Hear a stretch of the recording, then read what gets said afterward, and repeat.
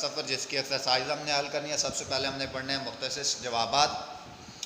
पहले शेर में शायर मुसाफिर को क्या मशवरा दे रहा है।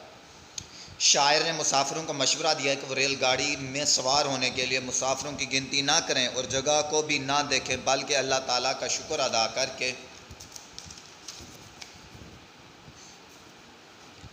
अल्लाह का नाम लेकर फ़ौरन उसके अंदर घुस जाए। यहाँ तक जवाब हो रहा है।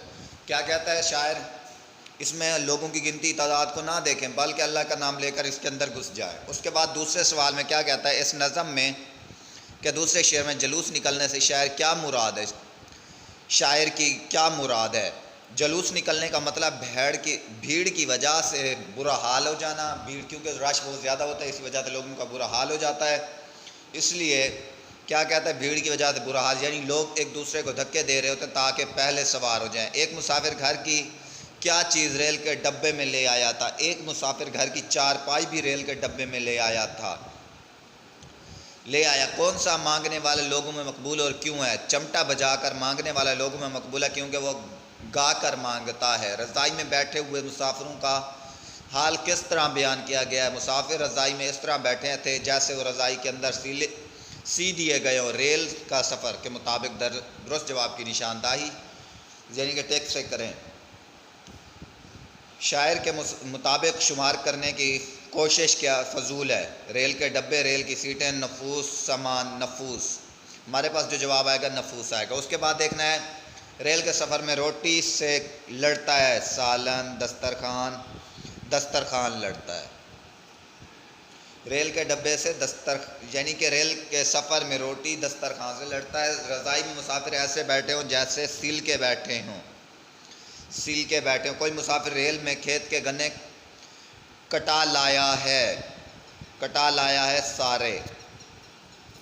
रेलगाड़ी में हजूम के बायस सुराही से लड़ता है गधा।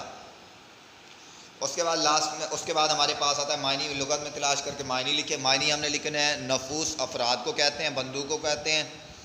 मकबूल मशहूर हो गया। मोर्चा बंद, छुप कर हमला करने के लिए बैठे हो जो।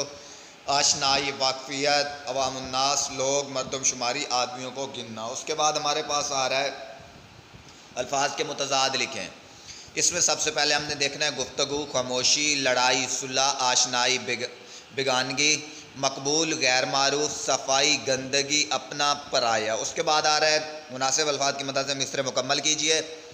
लंगोटी कस खुदा का नाम ले और घुस जा सवारी कर। ये बिस्तर में हज़ारों तीरो नश्तर बांध लाए हैं। मुसाफिर खुद नहीं लड़ता मगर सामान लड़ता है। वो हज़रत जो आवाम नास में सिल के घुल मिल के बैठे हैं वो आ पहुँचा कोई चमटा बजा कर मांगने वाला।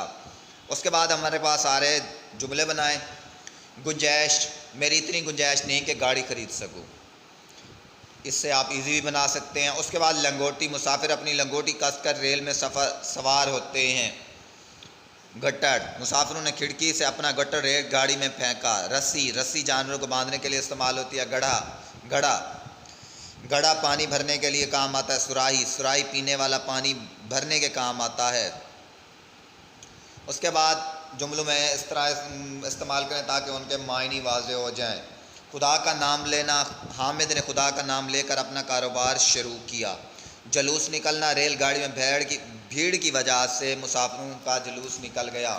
उसके बाद आता है हमारे पास घुल मिल कर एक जमात के तालिब चंद दिनों बाद आपस में घुल मिल जाते हैं।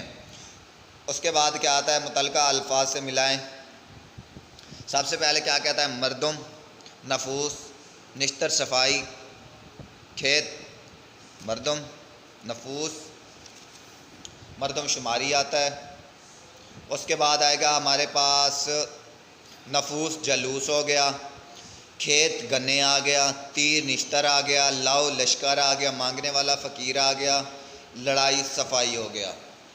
उम्मीद करता हूँ आपको ये लेक्चर समझ आया होगा। अगले लेक्चर का इंतज़ार कीजिए। अल्लाह हाफ़िज़। जो हमारा टॉपिक था यहीं तक क्लियर था।